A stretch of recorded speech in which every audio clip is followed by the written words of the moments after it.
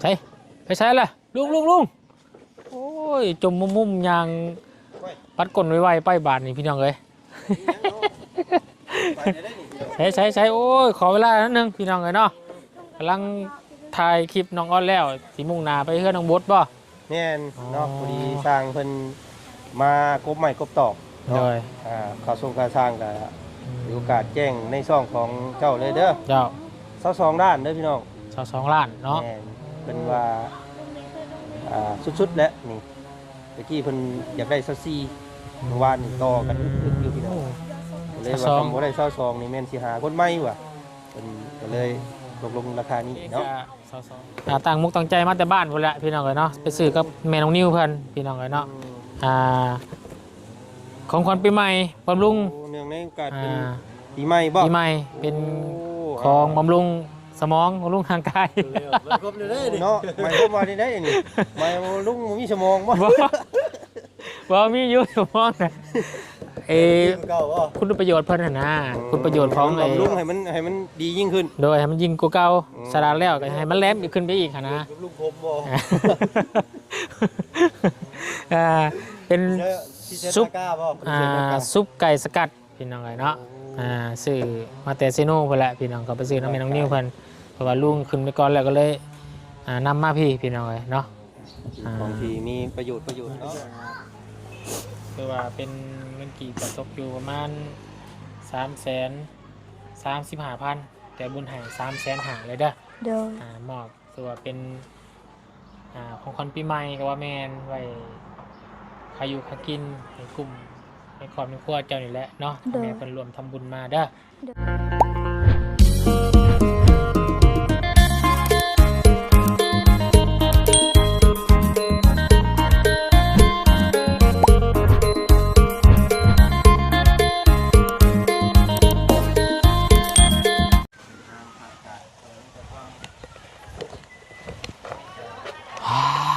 พี่น้องเนาะอิ่มน้ำสำราญพี่น้องขึ้นเฮือนใหม่แซ่ใหญ่งามของน้องเกียงเพิ่นพี่น้องเนาะทางทีมงานเฮาเบิดสุขคนรูปท้องหุยเมื่อบางคนก็แล่นเข้าห้องน้ำก็น้ำกับบ่ทันพี่น้องทางบ่บุญป้าก็ได้ไปเคาะห้องน้ำข่อยอึกทึกอยู่ห้องน้ำน้องสอนพี่น้องเนาะแต่แปลกไปวัดถ่ายบ่ออกพี่น้องโอ้ยเนาะ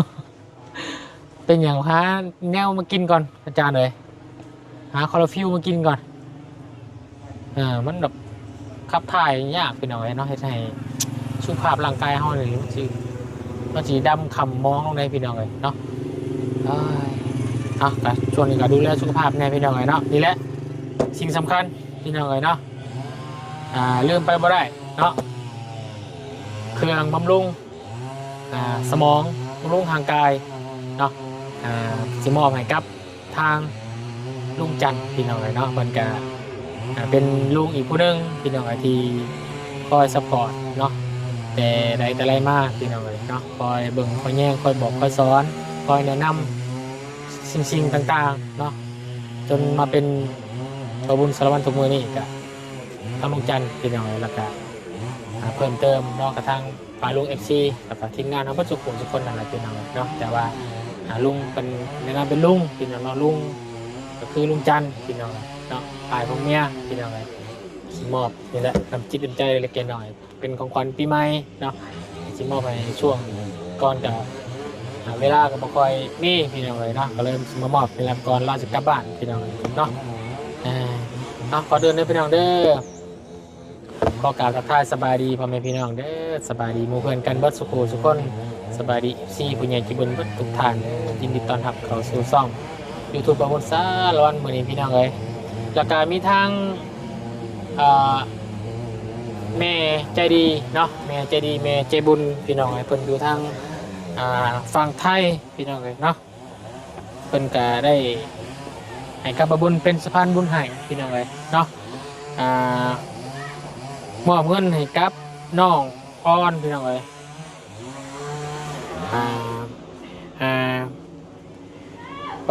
้ค่าอยู่ค่ากินพี่น้องเนาะจากแม่ใจดีชื่อเพิ่นชื่อว่าแม่อ๋อยเนาะเพิ่นก็ได้ซอยทั้งน้องเกียงกับ 1,000 บาทพี่น้องไว้คอต่อแขนเป็นเงินใหม่ใส่ยาเต็มกับเป็นที่เรียบร้อยแล้วเนาะ ต่อมาก็สิมาหาทางน้องออนเพิ่นพี่น้องเอ้ยเนาะแม่เพิ่นก็อยากสดสวยทางน้องออนเพิ่นเนาะเพราะว่าเพิ่นก็โอ้ยเลี้ยงลูกคนเดียวเนาะลูกจัง3-4คนพี่น้องเอ้ยทั้งผัวก็คือว่าเจ็บ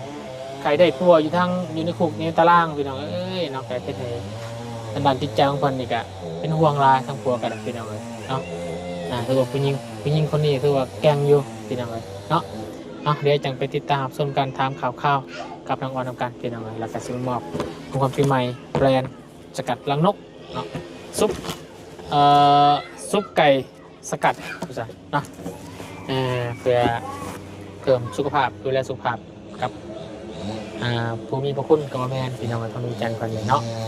มาเพียงกับวงการสิหาโอกาสเนาะไปมอบให้เพื่อนพี่น้องทางมาเพียงกันเนาะแล้วก็โมลืมพี่น้องเลยเนาะหมู่ครูหรือว่าทางมาเพียงเพื่อนก็ได้รับบริวารตะกี้กับเขาทีมงานเนาะประกาศซัพพอร์ตโดยมาตลอดเนาะกะทีซัพพอร์ตหลายๆก็คือลุงจันทร์อะไรพี่น้องเนาะมันก็เป็นครอบครัวเดียวกันพี่น้องเนาะนี่แหละดีแบ่งกันจีนใจพี่น้องเลยโบราณแต่ก็เป็นเขาให้โดยใจพี่น้องเลยเนาะเขาเสียทุกคนยังไงกับพี่น้องเลยเนาะมีเงิน มีกับพอได้กลุ่มกลุ่มครัวพี่น้องเลยเนาะทางคนเองก็อยากขอบคุณขอบใจทั้ง FC ปาลุงวัดสุโขสุขคนเลย FC ผู้ใหญ่ใจบุญมาทุกทานที่อยู่ในและก็ต่างประเทศทางฝั่งไทยพี่น้องเลยเนาะก็ทั้งหมดเองอยากจะขอบคุณขอบใจอีกครั้งหนึ่งเนาะที่เหตุให้วุ้นมีซุปเปอร์นี้ได้กับทางปาลุง FC ที่คอยคอมเมนต์แล้วก็ซัพพอร์ตด้วยมาตลอดเด้อขอให้ทุกคนอยู่ดีไม่แห้งขอให้สุขกายสบายใจ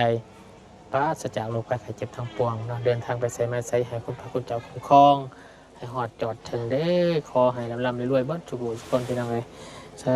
ธุคนเองกับเหตุในนามสะพานบุญเหตุให้ดีที่สุดพี่น้องสุดความสามารถแล้วก็เหตุให้มันดีพี่น้องเนาะเหตุให้โปร่งใสพี่น้องเนาะเพราะว่า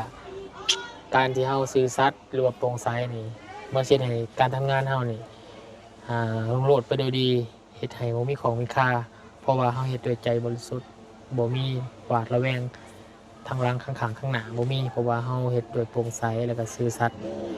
ซื่อตรงพี่น้องเนาะบุญเชื่อว่าคนซื่อสัตย์เนาะคนบุคคลปกโกเนาะคนตรงไปตรงมาเนี่ยวุ่นว่าชีวิตจิตเจริญเนาะดังนั้นเราก็ต้องเฮ็ดให้มันดีที่สุดเนาะซื่อสัตย์สุจริตพี่น้องเนาะบ่ลืมบุญคุณครูบาอาจารย์ญาติพี่น้องพ่อแม่พี่น้องเนาะบุญคิดว่าชีวิตคนนั้นที่ปฏิบัติแบบนี้มันต้องดีแน่นอนพี่น้องเลยเนาะส่วนFC เพิ่นก็ได้ถามกันเข้ามาอยู่ทางคอมเมนต์เนาะเขาบนได้ชงหาหรือว่าถามข่าวพี่ซาลิเซงอยู่บ่ว่าฉันพี่น้องนะคือว่าเป็นผู้ใหญ่ผู้หนึ่งที่เฮ็ดให้บาบุญมีพาหนะนำพาไปมาสะดวกพาครอบครัวไปหันไปนี่ได้สะดวกสบายนั่นก็คืออ้ายซาลิเซงเนาะอ้ายผู้มีพระคุณกับบาบุญอย่างรู้หลายพี่น้องเนาะแต่ว่าผมมีอายเพิ่นโน้นกะคือช่วงมีรถขี่น้ำมูได้พี่น้องเลยเนาะอายเพิ่นก็สดสวยมาอายเพิ่นกะล่าสุดนะมันกะทักหาเพิ่นเนาะอายเพิ่นกะได้ไป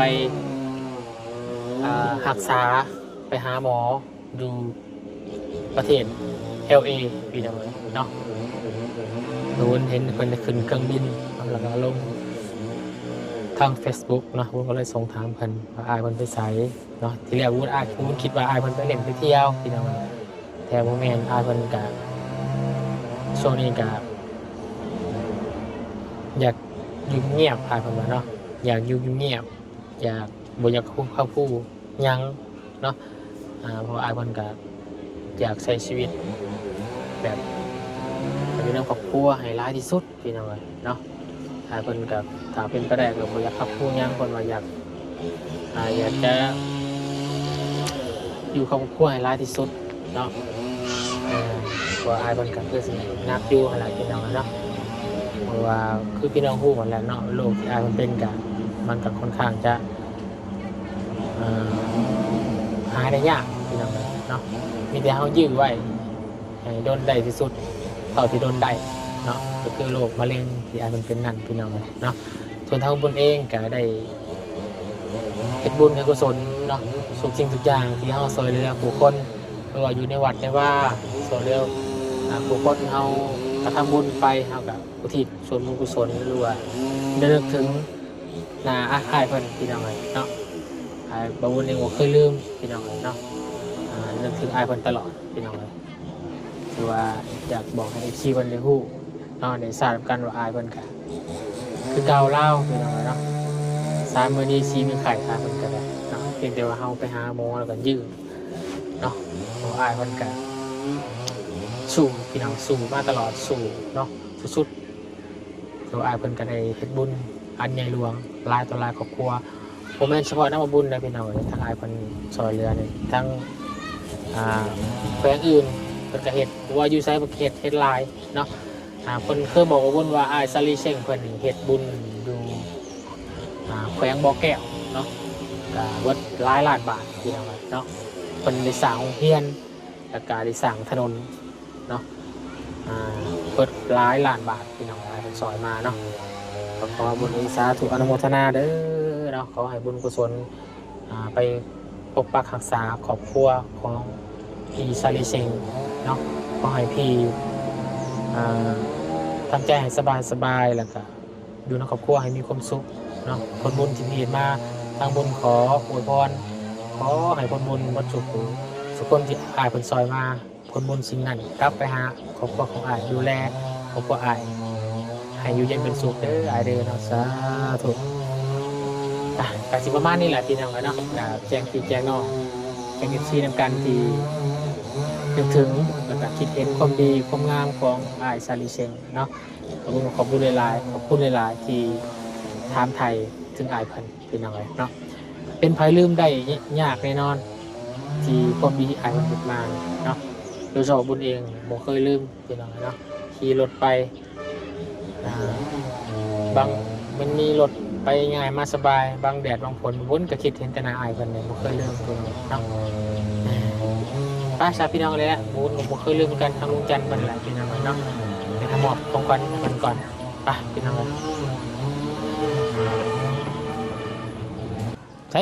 ไปใช้ล่ะลุงโอ้ยจมมุมยางปัดก้นไวๆไปบาทนี่พี่น้องเอ้ยใช้โอ้ยขอเวลานิดนึงพี่น้องเอ้ยเนาะกำลังถ่ายคลิปน้องอ้อนแล้วที่มุ่งหน้าไปเฮือนน้องบดบ่แม่นเนาะพอดีสร้างเพิ่นมากบใหม่กบตอกเนาะข่าวส่งข่าวสร้างก็มีโอกาสแจ้งในช่องของเจ้าเลยเด้อเจ้า22ด้านเด้อพี่น้อง22ล้านเนาะแม่นเพิ่นว่าสุดๆแล้วนี่ตะกี้เพิ่นอยากได้24เมื่อวานนี่ต่อกันลึกๆอยู่พี่น้องเลยว่าคำบ่ได้22นี่แม่นสิหาคนใหม่ว่ะเพิ่นก็เลยลงราคานี้เนาะ22ก็ถือว่าขาดไม้ว่าเฮือนนี่คล้ายๆของน้องค่าน้องไม้เนาะแล้วก็เพราะว่าค่าสร้างน้องค่าน้องไม้ก็ตอนนั้นค่า22ได้พี่น้องเอ้ยสำคัญเลยสำคัญอยากขอ20ล้านบ่ได้เนาะบ่ได้เรายอมเราพี่น้องมันแพงอุปกรณ์เพิ่นว่าพี่น้องเนาะเอาสาพี่น้องเอ้ยก็ถือว่าสบายดีเดี๋ยวจังติดตามเบิ่งนำกันเนาะเฮือนน้องบดพี่น้องเอ้ยเนาะสิว่าจังได๋ก็ต่อแต่ก็ยังขาดอีกหลายอยู่หั่นล่ะพี่น้องก็ยังหลังคาวงกบบานประตูยังหลายอย่างอยู่พี่น้องเอ้ยเนาะสีเสือยังต่างเนาะนี่แหละพี่น้องเอ้ยเนาะทางวนเองก็ตั้งมุกตั้งใจมาแต่บ้านพุ่นแหละพี่น้องเอ้ยเนาะไปซื้อกับแม่น้องนิวเพิ่นพี่น้องเอ้ยเนาะของขวัญปีใหม่บำรุงเนื่องในโอกาสเป็นปีใหม่บ่ปีใหม่เป็นของบำรุงสมองบำรุงทางกายเนาะหมายความว่าได้นี่หมายบำรุงมีสมองบ่มีอยู่สมองน่ะคุณประโยชน์เพิ่นน่ะนะคุณประโยชน์ของบำรุงให้มันดียิ่งขึ้นโดยให้มันยิ่งกว่าเก่าสลาดแล้วก็ให้มันแหลมขึ้นไปอีกนะลุงผมบ่เป็นซุปไก่สกัดพี่น้องเอ้ยเนาะซื้อมาแต่เซโน่เพิ่นแหละพี่น้องก็ไปซื้อน้ำแม่น้องนิ้วเพิ่นเพราะว่าลุงขึ้นไปก่อนแล้วก็เลยนำมาพี่น้องเอ้ยเนาะของที่มีประโยชน์มีประโยชน์พี่น้องเอ้ยเนาะทางเวลาบ่ทันมีเด้อทางเวลาเด้อเนาะ ฝ่าวเด้อเจ้าเด้อฝ่าวเด้อมันจิเก่าได้ปีนึงกำลังมีใหม่อยู่เด้ เนาะ มันยังบ่วิธี10ได้นี่ เอาพี่หน้าซะ อ่า พี่เจ้าพี่หน้าค่อย เอาโอเคบ่เป็นหยังพี่น้องกันเนาะการนี่แหละขอบใจทั้งลุงพี่น้องเอ้ยตลอดระยะที่ผ่านมาเนาะก็มีแต่ลุงอะไรพี่น้องเนาะเฮ็ดให้เฮามีทุกมื้อนี้แล้วก็พ่อแม่พี่น้อง FC ผู้ใหญ่ใจบุญเพิ่นนั่นแหละแต่สิ่งสำคัญก็คือลุงที่คอยซัพพอร์ตเฮาแล้วก็จนเฮามีทุกมีได้พี่น้องเนาะคอยนี่แหละไปหันไปนี่แล้วก็มอบเวียกมอบงานให้อะไรพี่น้องเนาะจนเกิดมาเป็นป่าบุญแล้วก็ยืนด้วยลำแข่งตัวเองโซเลือตัวเองได้แน่พี่น้องเอ้ยก็ย้อนลุงจันทร์เพิ่นนั่นแหละก็บ่มีหยังตอบแทนนอกจากนี้แหละพี่น้องเอ้ยของบำรุงสมองนอกลุงทางกาย เนาะก็ โดย ขอบใจหลายๆพี่น้องเอ้ย โด เนาะ ย น้องนุ่งเพิ่นประสบผลสำเร็จใน โดย หน้าที่การงานได้ซ้ำนี่ก็ถือว่า โดย สบายใจทั้งบ่จันก็ได้เนาะ โดย ดีใจนํเพราะว่ามันสิบ่นักข่อยอะนะพี่น้องเอ้ย เนาะถ้าว่ายังเพิ่งพาตัวเองบ่ได้อยู่น่ะโอ้เมื่อยแล้วตัวนั้นพี่น้องเอ้ยเนาะอันนี้เฮาดึงขึ้นมาได้ซ้ำนี่แล้วก็ไปด้วยตัวเองได้นี่ก็โอ้ถือว่าเนาะประสบผลสำเร็จแล้วก็ดีใจนำหลายๆ ก็มี เนาะ แต่ต่อหน้าต่อไปก็ที่ยืนด้วยตัวเองได้ก็ให้มันยืนแข็งๆในพี่น้องก็บ่อยากให้มันยืนอ่อนๆได้เนาะก็ให้มันแข็งต่อหน้าต่อไปพี่น้องก็เนาะเพิ่นส่งมาเฮาซ้ำนี่เฮาก็ต้องเฮ็ดให้เพิ่มหลายกว่าเก่าอะนะพี่น้องก็เนาะสิให้มันอยู่ซ้ำเก่าบ่ได้คนเฮาก็ต้อง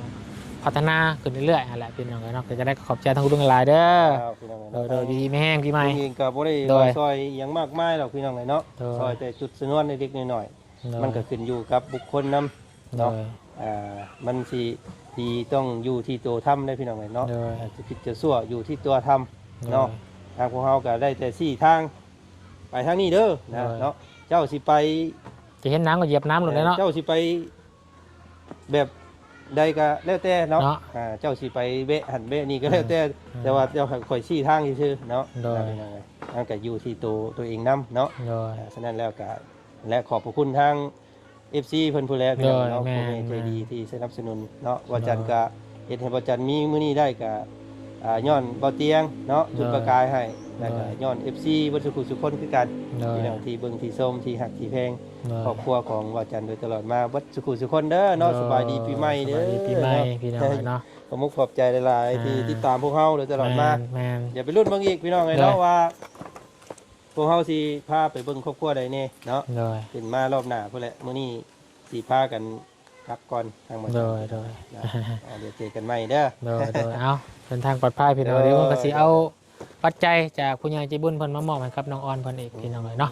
อืม ไปเดินทางปลอดภัยลงเด้ออยู่ดีไม่แห้งไปไป ส พี่น้อง บาย เอ้ย ดี โดย อ่ะโอ้ยเนาะมายามใดกับกล้วยอูยามนั่นพี่น้องเอ้ยเนาะแม่ลูกอ่อนเฮานี่พี่น้องเอ้ยสบายดีเด้อน้องอ่อนเด้อสบายดีพี่น้องเอ้ยเนาะโอ้ยเป็นยังไงเนี่ยเนาะอยู่ดีไม่แห้งบ่อึบมาปรับกล้องแป๊บนึงพี่น้องเอ้ยนางกล้วยอูตอนอยู่พี่น้องเอ้ยเนาะคือสีหน้าสีตาบ่ค่อยลาดเลือบันไดเนาะคิดลายเนาะเดี๋ยวขออนุญาตกินไม้อุ๊ยตายโอ้ยพี่น้องเลยมือสั่นมือเส้นปัจจุบันอย่าเล่นไม้เด้อ เดี๋ยว คิดร้ายเรื่องยังเนาะ คิดไล่แบบพวกเขาแจ้งข่าวดีเจ็บแบบ แจ้งข่าวดีเจ็บ โดย ผมเป็นข่าวดีได้หนึ่งข่าวร้ายได้หนึ่งเนาะเจ็บ ค่ะ ไข่ได้ป่วยนี่บ่ โดยเจ็บเป็นตมคือที่เก่าบาวจันทร์ ตุ่ม มายัง ขี้ ยำโดย เป็นขี้ฮิตขี้เหื่อน เรา พี่น้อง เจ็บแห้งเราเจ็บแห้งจอยกับจอยแห้งพาบอกเมียให้แน่เด้อให้เมียไปยามให้เมียไปยิมยามแน่เด้อเขาบอกเฮาเด้ อืม ผัวเฮาพักบอกเราติดคุกนำกันเด้บอกเฮา เฮามาขายหน่อไม้เฮาเจออยู่ตลาดนั้น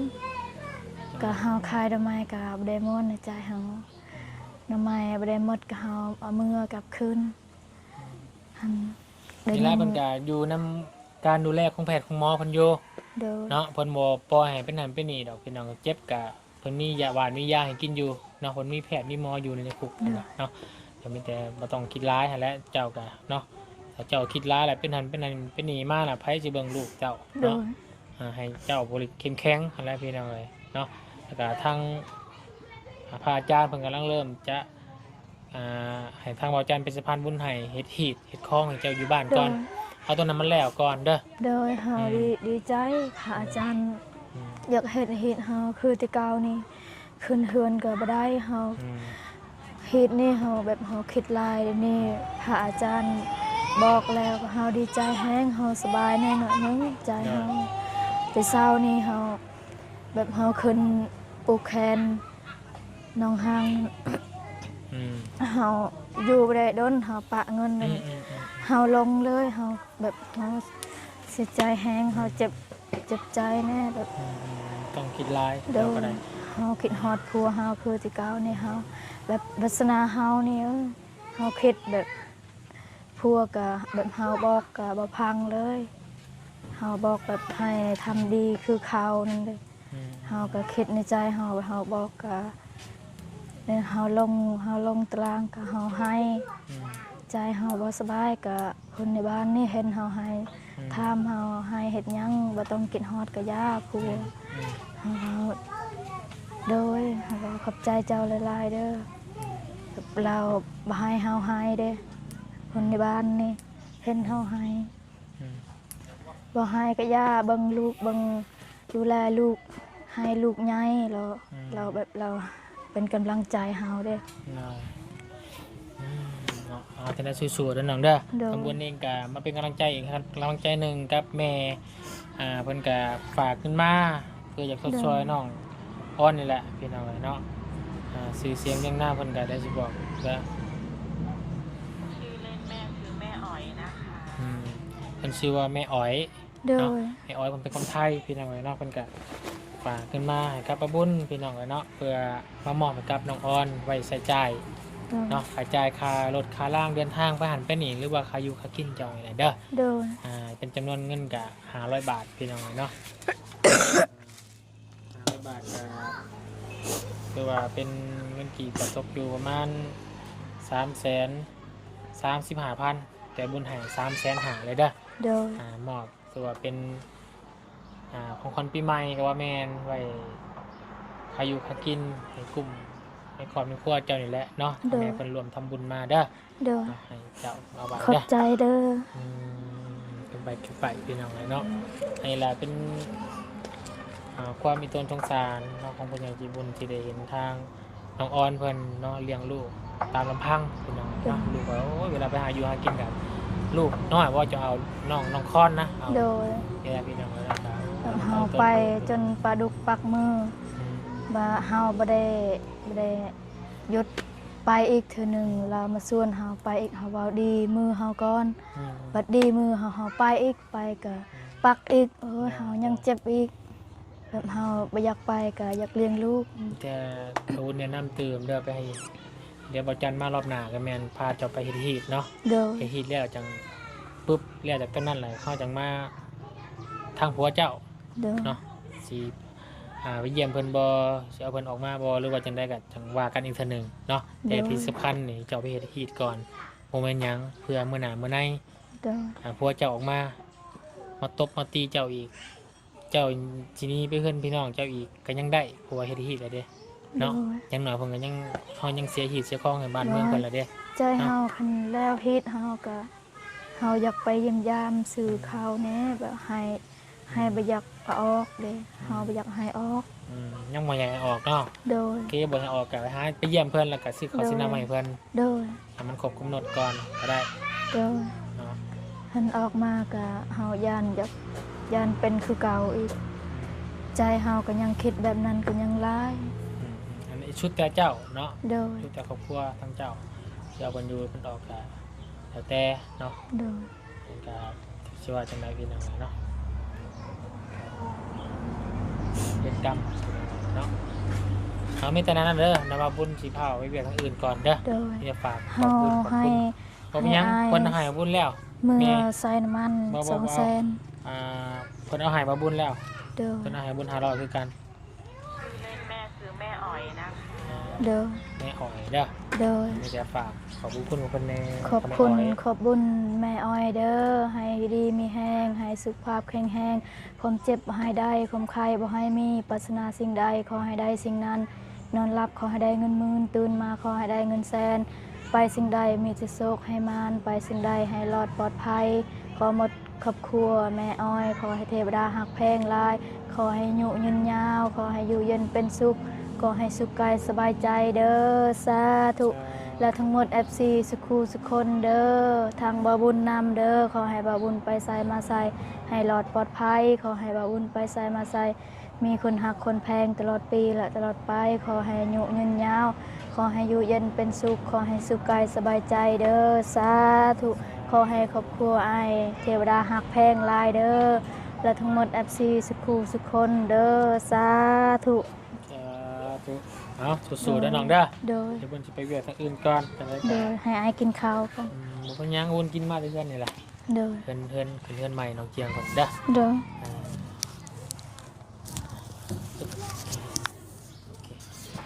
าไปก่อนเนาะสบายดีพี่น้องเนาะ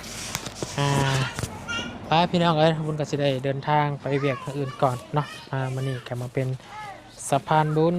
ให้กับแม่อ้อยอยู่ทางฝั่งไทยเด้อเนาะจะได้ขอบคุณขอบมุกขอบใจทางแม่อ้อย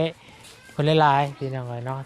ทางแม่อ้อยจงมีความสุขความเจริญสอยเหลือคนทุกข์คนยากคนขาดคนแค้นคนไร้ยากพี่น้องเอ้ยเนาะก็ขอให้บุญกุศลได้ละเด้อแม่เด้อความเจ็บแม่อย่าให้ได้ความไข้แม่ก็อย่าให้มีปราศจากโรคภัยไข้เจ็บทั้งปวงพี่น้องเอ้ยเนาะไปอยู่ดีไม่แห้งส่งมาร่ำรวยเฮงๆปังๆพี่น้องเบิดสุขสุขคนสบายดี